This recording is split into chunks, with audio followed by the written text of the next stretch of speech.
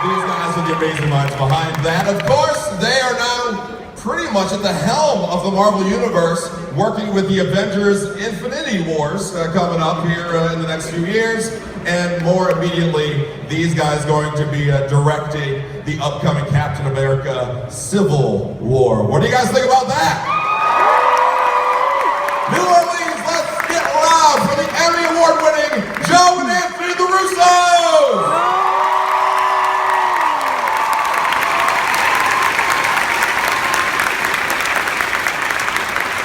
Hello, everyone.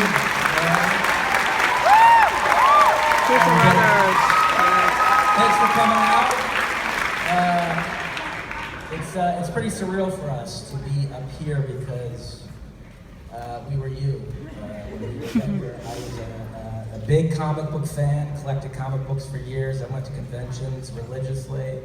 And so this is, for us, it's such a special thing to be working on these films.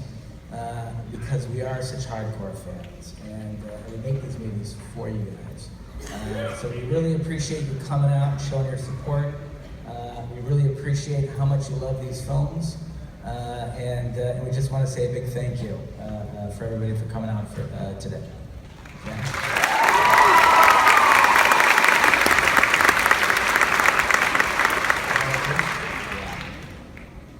Yeah, I'll just add that, look, through our whole careers, we've always loved, like, a strong interaction with our audiences. It started like that on Arrested Development and Community, and now through our Marvel work. We really love the sort of feedback and the dialogue that happens between us and the audiences. And so we loved hanging out here yesterday and talking to everybody. Really grateful to be able to do some Q&As today and get more of a dialogue going about what we all love about this work and these characters and these stories. And it's a thrill for us, so thank you all. And now we've got some interest. Even though the Civil War cast is humongous, we're able to get a good portion of them here today. So yeah, you guys didn't just come to see us. So let's start introducing folks, okay? Crossbones. Mr. Frank Grillo. Frank, come on off, buddy.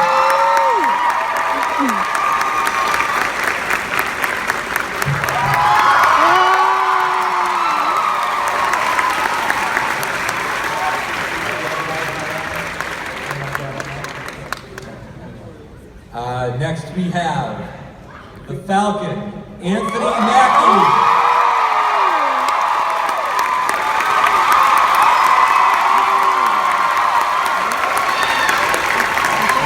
By the way, I got New Orleans' favorite son right there. 504, dude. Next up, the amazingly talented Agent Carter.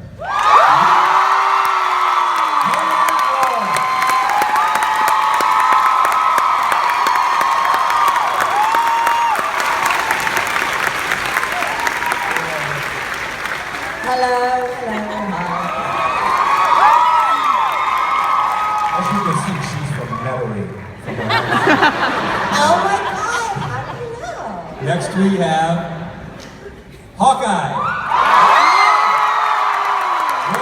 Renner.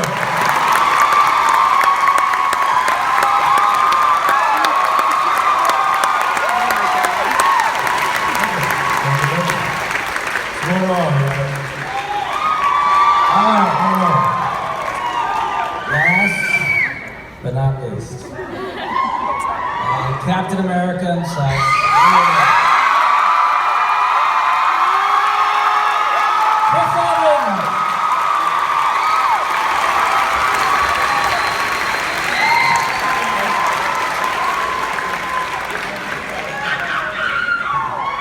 Grab a seat, stand up, however you guys want to do it. Grab a seat. Yes.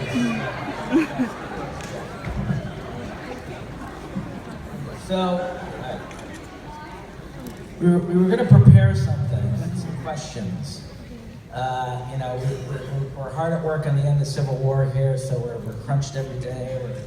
We're finishing the visual effects and the music. And they asked us to moderate, and we thought, how are we going to prep for this? Because our time is really crunched right now. And then we remembered that Mackie was going to be on the panel, so we probably wouldn't have to say anything anyway. Thank God. But let's start off with, we want to hear from you guys, so we're going to get to the Q&A pretty quickly, but we figured we'd just start the conversation off by asking, this is a general question anybody wants to answer. How do you think Civil War is going to affect the fans? How do you think it's going to change things for them?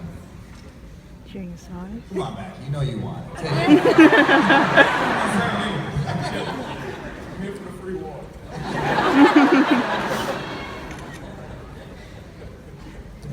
I don't want to dive in first. Don't make it.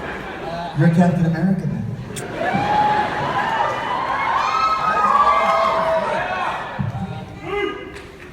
It's a complicated movie.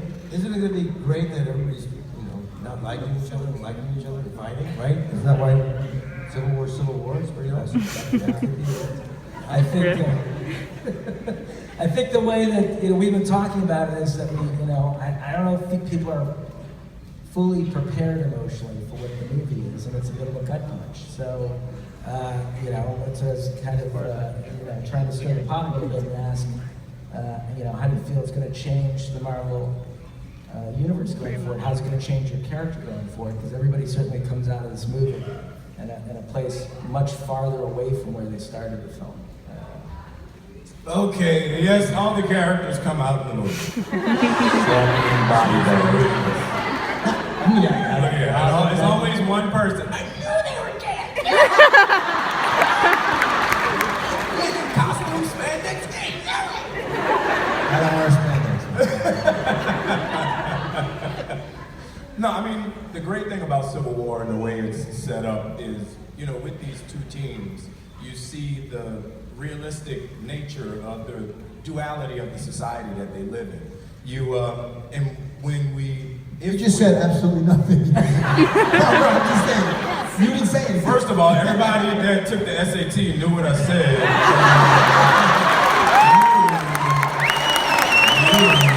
have no idea what I said. New Orleans Public School. That's how we roll. Boom, see? Boom, where we go, baby, that's what we do. Sorry. But the great thing about the movie is every character, you know where we've come from up to this point. And when we go in, you really have to choose a side. You really have to figure out where your politics lies, where your reality lies, and you really have to go with that 100%. And I think that causes a lot of people, Hawkeye, Cap, myself, strange face over here, to lose some bonds, some friends that we've set up throughout the course of these movies. And it'll affect the Marvel Universe going forward because we really do split into two completely different sanctions and try and fight for the same thing, just from different perspectives. But how does it end?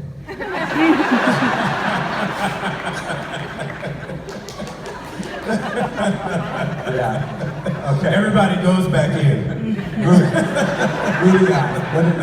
It's early in the morning. I thought I'd catch you. One of the things that we love most about the Marvel Cinematic Universe, I think we all love, is that, it's a really unique opportunity for long-form storytelling in feature films at their sort of highest level, and it's kind of unprecedented in terms of the number of films that have been done that are connected narratively.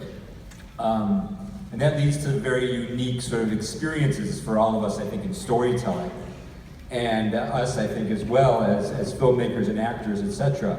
And I think one of the most unique aspects of that is, Sharon Carter. I mean, rarely has a character Peggy Carter. appeared. Peggy Carter. We have so many characters we're dealing with. We're breaking story Joe. in Infinity War. We have a board with like 67 characters on it.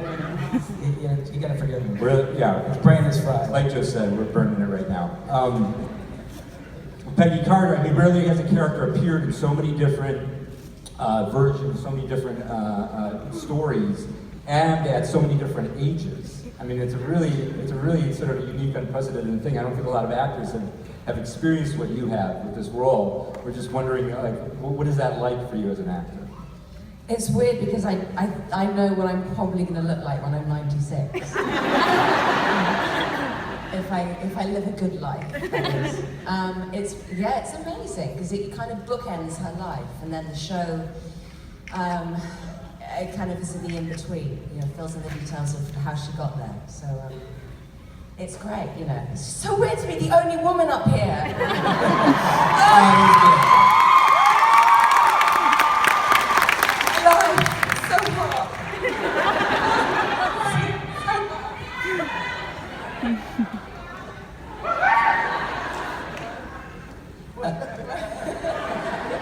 Evans, what's the toughest thing in preparing for this role every time? What's the most difficult part of preparing for the role?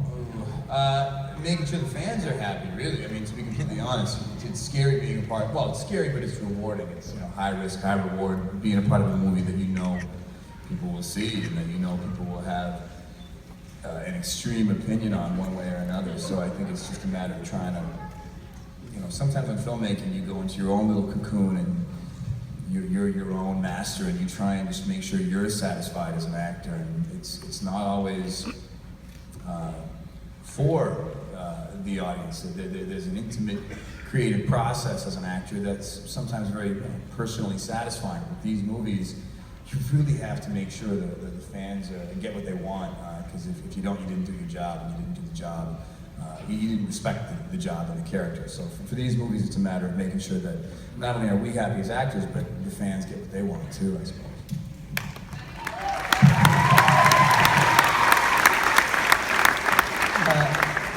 Jeremy, Hawkeye has been evolving over the last few films. Obviously, we found out a lot about him in Ultron. Are there any more surprises in store? And how do you feel as an actor about the evolution of the character and where it's going? Well, I mean, you guys are awesome. You're helping to, you know, shape it into another thing. It's awesome. I love it. You know, I'm excited to where it's going. That's all I can say. It's great. Well, we got some big stuff cooked up in Infinity War. So we're literally finishing Civil War and prepping Infinity War at the same time, and it's great. We have such a great interaction with the cast, and you know, it's very true on our shows, Arrested Development, Community, Happy Endings. A couple episodes in, we always used to say to the cast, "You will know these characters better than we ever will. So please, you know, tell us how your character would behave. What's the truth in this situation or in this scene?" And it's been incredibly effective and rewarding, and it's really steered the storytelling for the last two movies, and will for the two Infinity War films, interacting with the cast and talking about how they want to evolve the characters and where they want to see the characters go. It creates a very organic and natural process, which I also think makes it surprising and exciting for you guys. Grillo, do me a favor. How do you get your put kid to do that? Put down the mic for a second, will you? Will you take his mic, Mackie? Stand up. Show your 30-inch waist. Take off your jacket for a second, will you? Take off your jacket.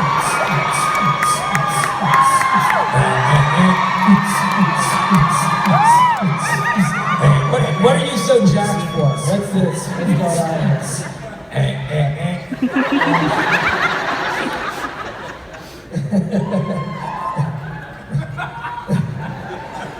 Now I can't get my jacket back on. I work on a TV show where I need to be in shape. Yeah. Tell us about the show.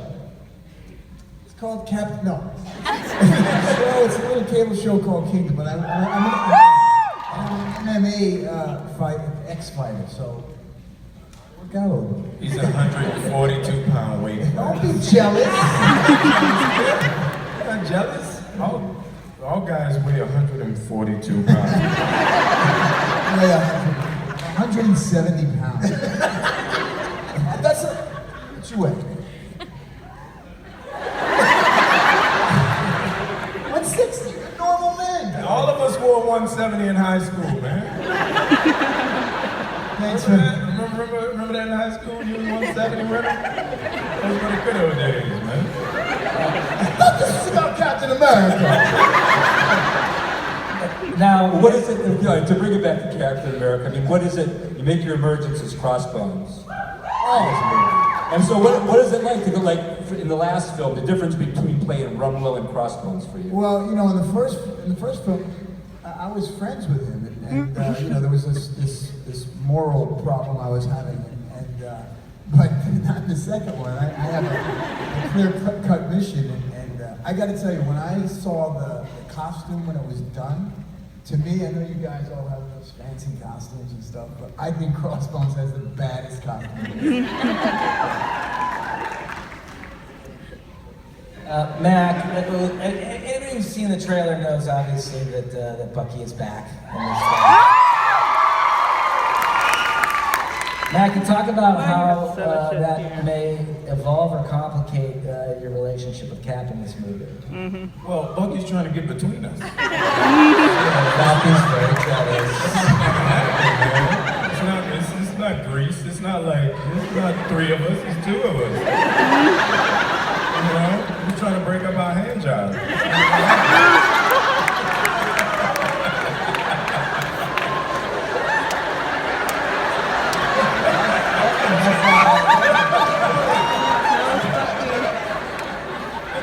So if Steve and Bucky is Stucky, what's Falcon and Bucky?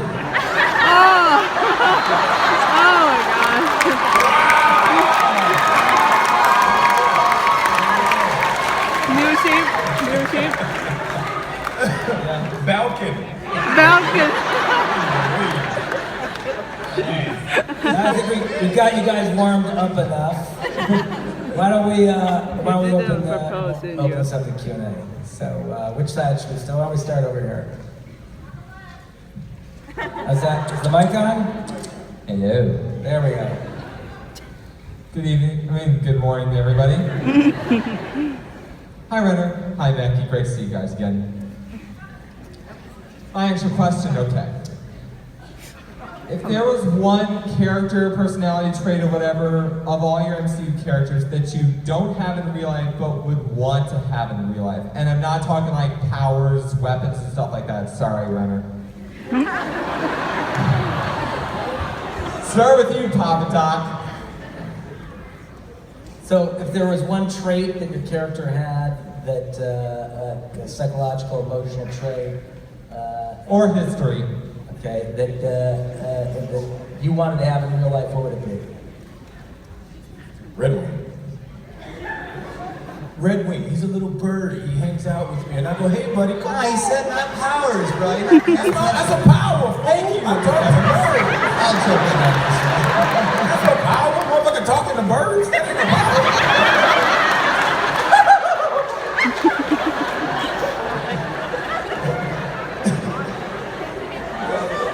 I think he meant moral fortitude. Yeah, I'll say, I'll help Mac. I'll save you for last. Point him in the right direction.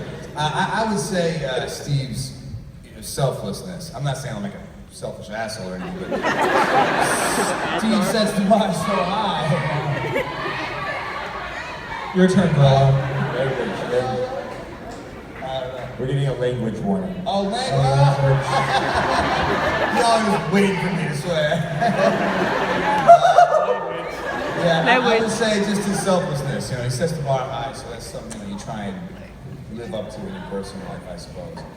That answer wasn't as funny as Red Wing. Anybody else want to jump in on this? Grillo? I'll say, oh, sorry, interrupt you. Me? Yeah, you're next. I would be homicidal. Frank, you are homicide. Oh. Didn't you tell that to Kimmel? Yeah, I would say tenacity, but then also the ability to always do her hair really well. Sarah's great. Renner. Hayley, do we have some surprises in store this season, by the way? Yes. Yeah, I think Chris should close his ears.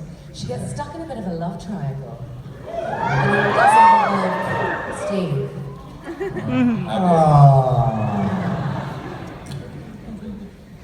You see a Renner? side. Is there a trait that your character has that you like that? No, there's not. There's no traits that I want to have that I have. I mean, it's fun to, not miss, but like, what am I going to shoot people for a living? No. I'm good. You don't want exploding arrows in your life? I mean, weapons, and that's disqualified.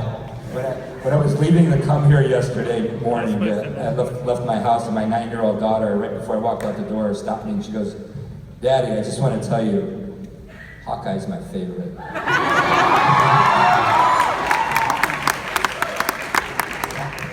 All right, next question. We're going to jump over here. Thank you. This young guy. Hey man, how are you? Hi, my name's Nathan. First of all, I'd like to say thank you for coming to New Orleans and go Patriots! Super Bowl!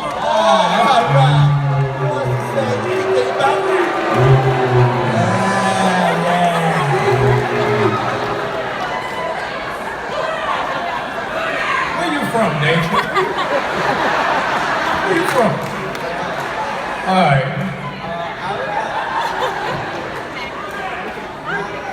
My question's for Hayley. There's time and time there's been hallucinations from other shows. I was wondering if that is a possibility that Captain America could be a hallucination or never before in flashbacks in Agent Carter. Yeah. Well, that's not my call. I mean, I don't write the scripts. I mean, it's possible, I suppose. Right? Right?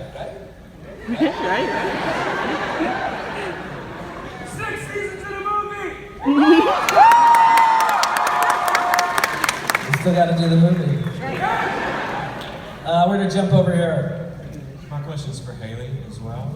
I was wondering, did your character really like Steve Rogers when he was skinny, or did the muscles do it for you?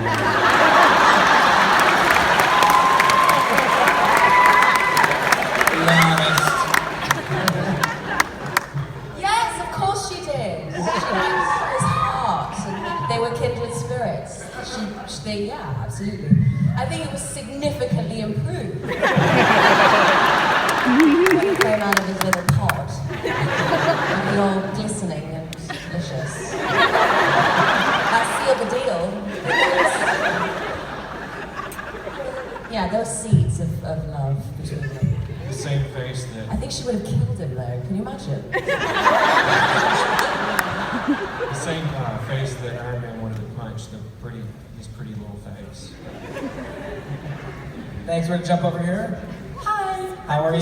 I'm good. How are you guys? Good. Thank you again for coming. And Thank you for coming out. you talked a little bit about the emotions in the MCU with having to choose sides. And I know all of us in here are like, we have like heartburn over it. None of us is like, we can't pick a side. But how do you guys deal? Captain's right, of course, but how do you deal with it on set where like these are people you've been working with for like years at this point, and you have a close emotional bond, and you have to go to set and be angry and fight like a war with them? How do you go from that? Do you become friendly again as soon as they hit cut, or do you have to like stay in the comments? Well, you'll notice that Downey is not here. Yeah, right. I wondered that question. Gang? He's at the bank. I think that's what makes the movie so good, is that, I mean, how many times have you fought with your family? You know what I mean? That's what brings the movie to a really grounded and authentic place, is that you have this family, this group of people who are incredibly intimate and close and have bled together and fought together and risked their lives together, and to have them actually have a conflict that can't be resolved is what makes it so complex and relatable. So I think that's what makes it, it's not good guy against villain, it's family member against family member, which is far more layered and difficult to kind of resolve. But are you personally losing sleep like we are? I hate it. No, we leave the drama on set. Thank you. Thank you. Where do you jump over here? Morning, everybody. waste your time. Yes, this is a dog. So my question for everyone is, what are each of your Hogwarts houses? What'd you say? What's your Can you, Hogwarts house? can you ask that again? What was that? What's your Hogwarts house? Hogwarts, it's another movie reference. What is your Hogwarts? I'm sorry, we're not here to discuss Harry Potter. A Hogwarts house. So wait, Is that you have a house full of hogs?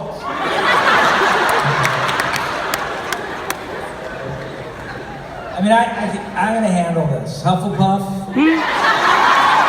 Slytherin, Gryffindor, Ravenclaw. Where's the dog? Where's the dog? Gryffindor.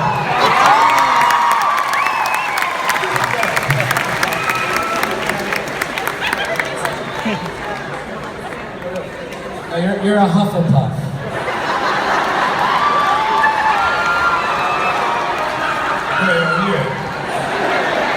So Joe was the sorting hat there. About the size of the sorting hat. We're gonna jump over here. Hey guys, good to see you. Glad you came. I was wondering, for each of you, anyone's open to answer this question. Has there been a particular scene that you guys have wanted to do for your character that you have not been able to do yet? Is there something, do you have like a little wish list of things you'd like to see them do as we continue through these films? I'd like to kill Captain America. We may or may not have filmed that scene then.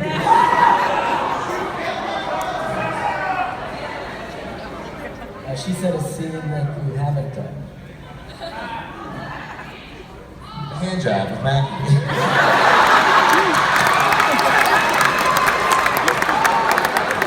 Language. Hey, that's open. I mean, you're both on stage. We have a camera pointed at you. I mean, hey.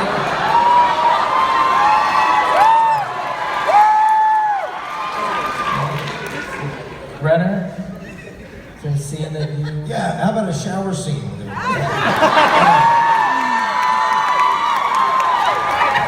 I like your thinking, Renner.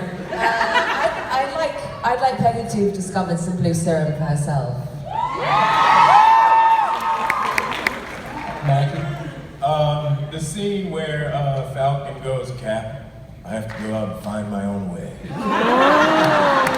my own film. Not seeing any of you fuckers in it. I'll be back in 2 minutes. Great, thank you for your question. We're gonna jump over here. Hi, guys. Oh, she's confused. I'm completely jealous. Every time I put my Captain America costume on my cat Steve Rogers, he falls over like I shot him. Anyway, my question actually refers to the Winter Soldier movie. When Bucky is having flashbacks, he actually sees Zola putting the arm on him. If Zola's working for S.H.I.E.L.D., how did he put the arm on Bucky? That was, what do you mean, how did he put the arm? This is prior to Zola's capture, wasn't that? Like, Yeah, exactly. It was that was immediately after the war, and he didn't end up. He was in hiding for the. In our story, well, he was captured on the train. That was a good question. I think you meant content. No. Please remove That this was one. called an Easter egg. And you're the only person that got it! If we were in the writing room right now, we'd be going, well, Zola must have escaped briefly after that. It was a hallucination. And then got caught again. Actually, that is unless S.H.I.E.L.D. was actually S.H.I.E.L.D. controls. S.H.I.E.L.D. was controlling Bucky to control themselves. Wait, sorry, what was that? They were controlling Bucky because S.H.I.E.L.D. has always been part of Hydra. Well, that's true. Hydra's always been part of S.H.I.E.L.D. You might have predicted something from Infinity War. We can fix that. It'll all make sense in Infinity War. Yeah. I wish Marcus and McPhee were here right now. They probably have a better answer than we do. Okay, next question. We would tell you more, but it would spoil something. Please don't point out any more discrepancies.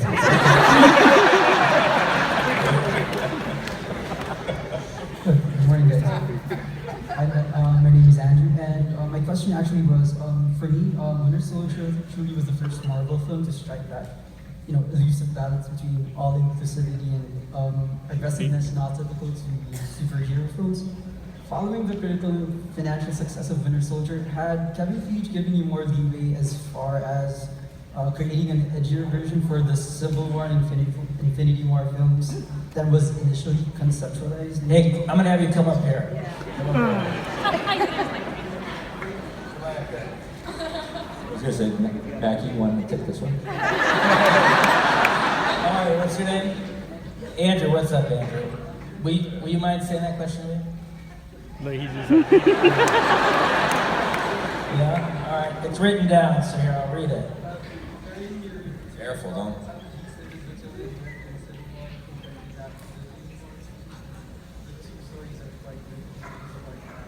Okay, so comparing your two next projects, how cohesive is the tone and directing in Civil War compared to that of Infinity War, especially since the two stories are quite literally worlds apart thematically? It's a very good question.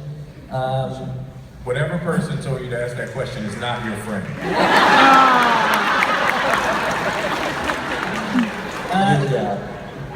Winter Soldier and Civil War are companion pieces. They're Captain America films. They're driven by the tone and the execution that is tied to that character. There's a style of camera work that we use in those movies. There's a style of performance that we use in those films. Music, everything ties together tonally in those movies. But you will see in Civil War a shift that occurs about halfway through the movie in tone. And in camera work, and I think that implies the difference you'll see in Infinity War. Obviously, they're very large-scale movies, which is why we chose to shoot both of those movies in IMAX, is because we wanted the scope of those of what IMAX brings. You have you have larger-than-life characters, figuratively and literally.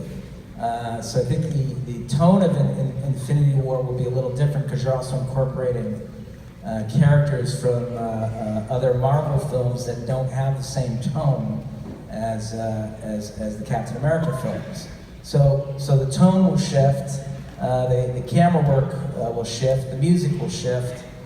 So I think everything will be distinctive in those movies, but I still think ultimately, we love action, so we'll still have our action set pieces,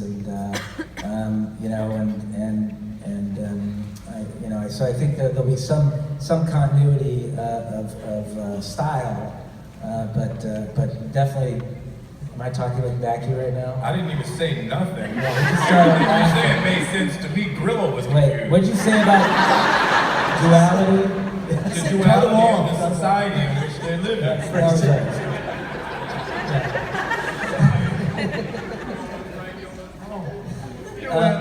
So I think we also want to have some surprises in store for you guys. So we want to shift it up. You can't keep doing the same thing over and over. And it's a musical. Surprise! Okay, great. Thank you guys.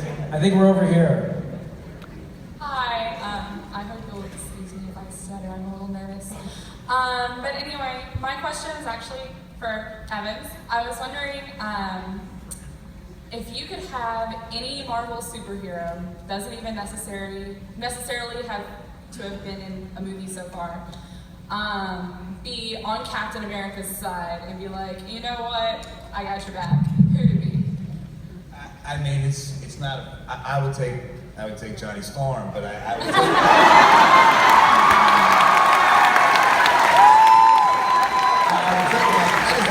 I just like the guy. I think he's fun. I think it'd be fun to fight with him. Right? We'd be cracking jokes and having a good time. And I just want to hang out with him, really. Frank just looked at Mackie and said, "Who the hell is Johnny Storm?"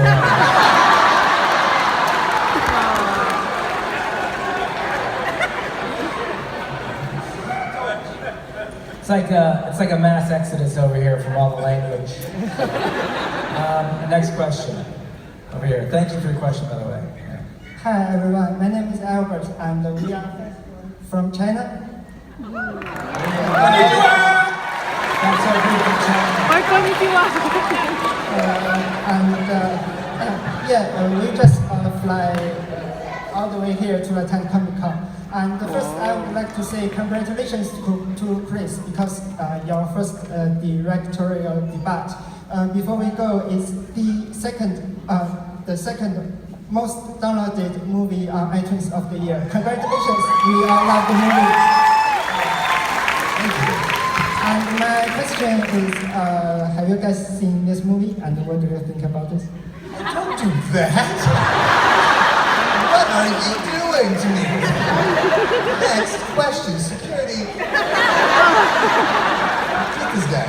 What was the question? No, that's China. You gotta go. No, we don't have to. We don't have to.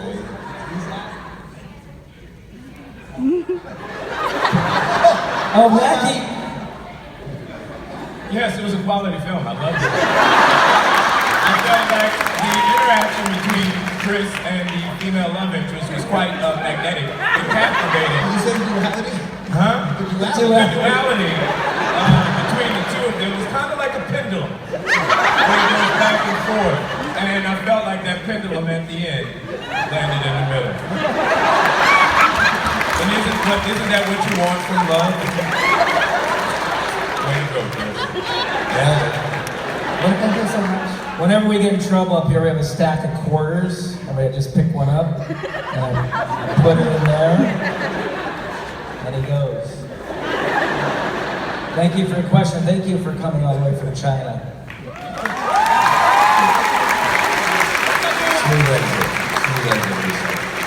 This gentleman over here. Good morning, everyone. Now it's time for a serious question. This is for Chris and Andy. You know, given the current state of our presidential elections. No. Next question. You got another question. I'm not going to let you finish that question. You got another question. Ask him about his uniform, his hair. Ask him when is he going to shave. Not that question. Not that question. Not on a Saturday. No. Would you be running mates? Next question. Here we go. Thank you. Yes. The answer is yes. Next question. Young lady, how are you? I hope you guys are enjoying it here in New Orleans. I'm from here, so it kind of means a lot to me that you guys are here.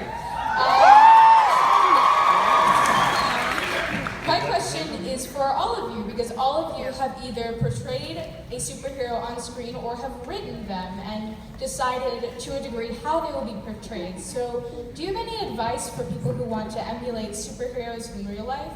The real life heroes and their everyday actions? It's tricky because this can be illegal. Somebody puts on a Captain America suit and starts running around New York City.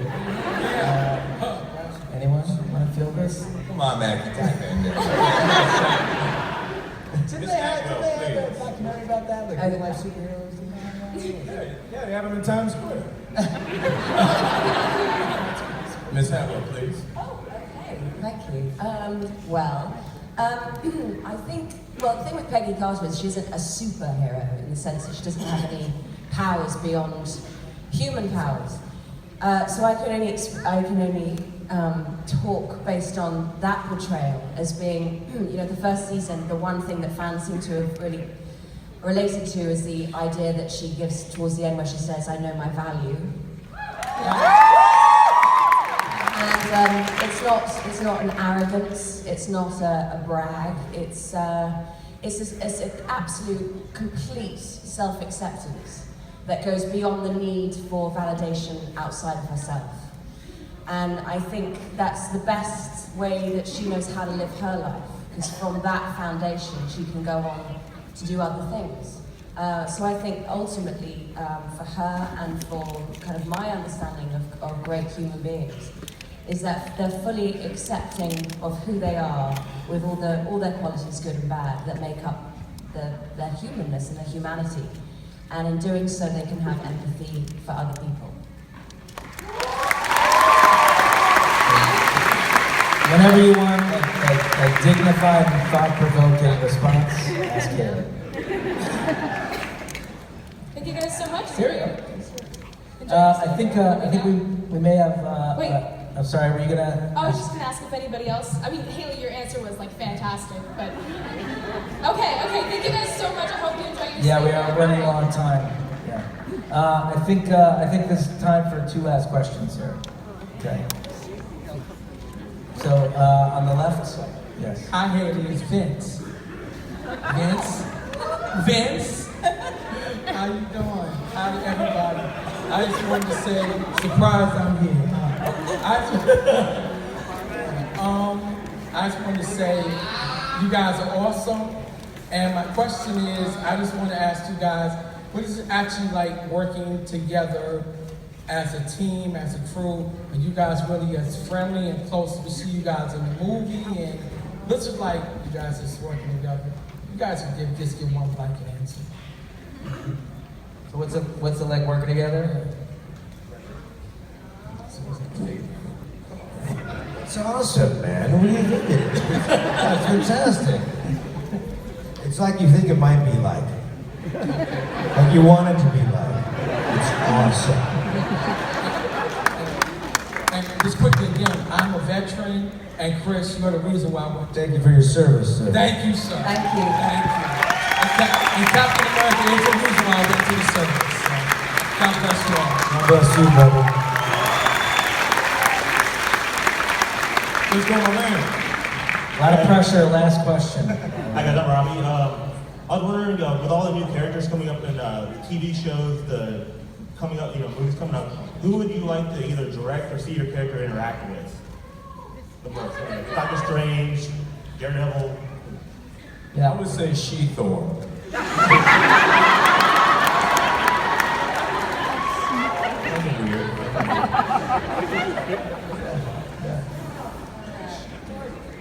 So, all the characters in the Marvel Universe, who would you like to interact with that you haven't interacted with? Black Widow for me.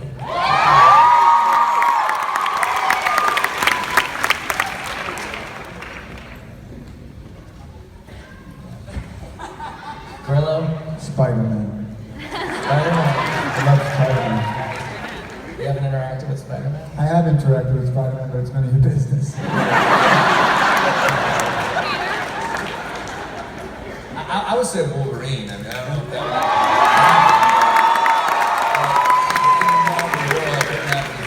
would be a great little blend crossover. As if we haven't enough crossover. But still, that would be. Renner, you're gonna wrap it up here. Is there anybody? I didn't hear the question. People are just naming off characters. I don't know why. Who do I want to interact with? Oh, Mockingbird. That's pretty good.